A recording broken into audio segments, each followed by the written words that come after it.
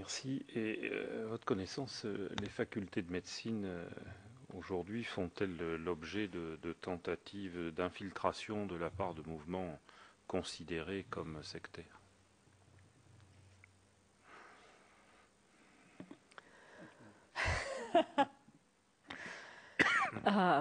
Ma réponse est, à ma connaissance, non.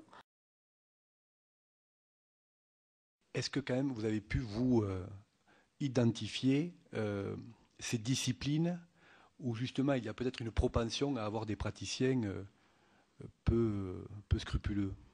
Non, au jour d'aujourd'hui, je n'ai pas de données objectives à vous rapporter.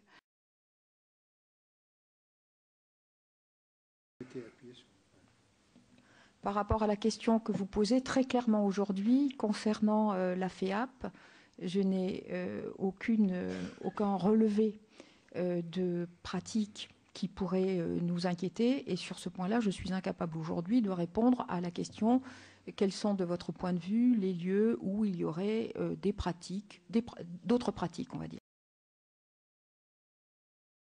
À proprement parler, c'est pas un sujet qui nous préoccupe quotidiennement, la présence des sectes sur nos espaces communautaires.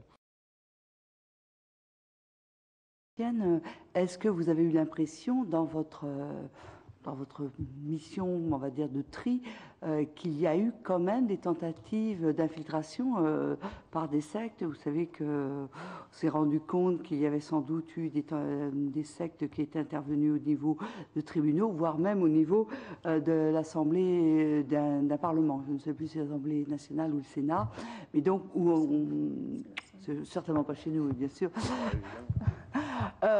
Mais est-ce que vous avez eu cette impression qu'effectivement il pouvait y avoir eu des tentatives ou d'intimidation ou de pénétration de vos données? Donc, est-ce que les sectes sont si tentaculaires que cela? Pardon. Au sein des rédactions, je suis même allé voir chez Marmiton, parce qu'à peu près tout par la cuisine, tout d'un coup, ils peuvent. J'ai vraiment sondé tous les journalistes de toutes nos équipes. Ah bah oui, on sait jamais. Hein, voilà. Non, mais vous voyez, on mange pas. Bon, bah très bien. Et je leur ai posé cette même question, et ils m'ont dit absolument pas. Voilà.